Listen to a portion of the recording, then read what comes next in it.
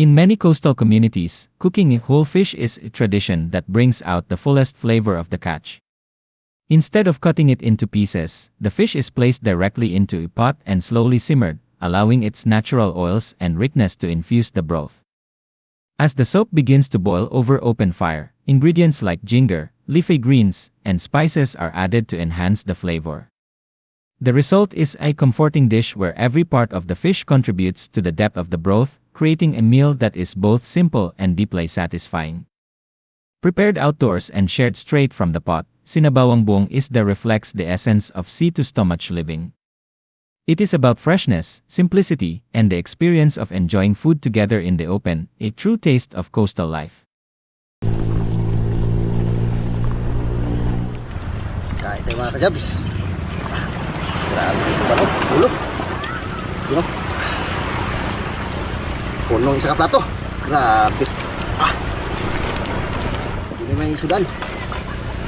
Sabaw ba ito para lamang sigap sabaw.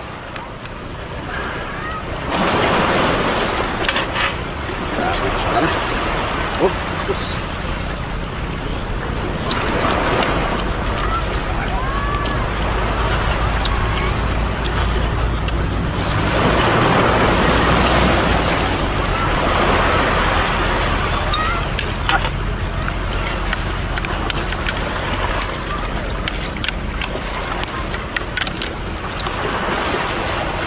Kain tayo.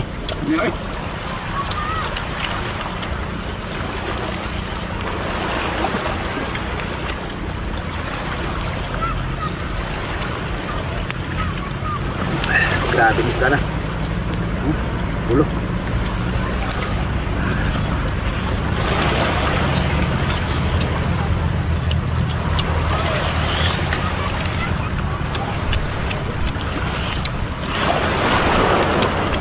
Mungkin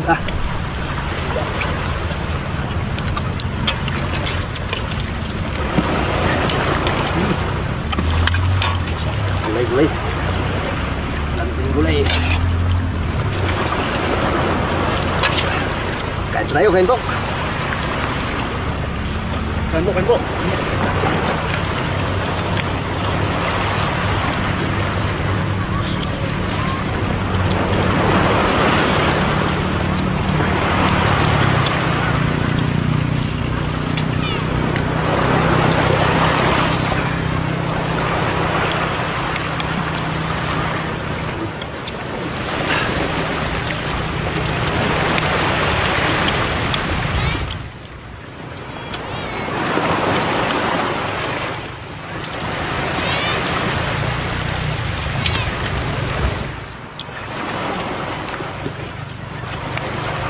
Pagwang tayo masudaan ba?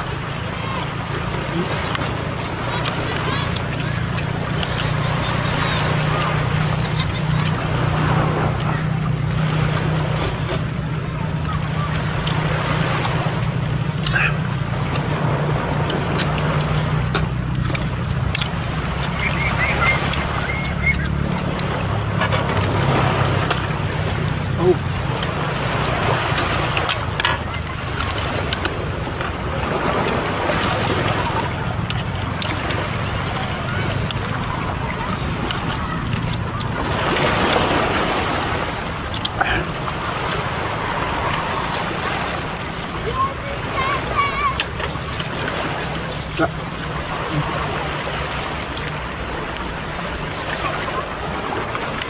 Ah.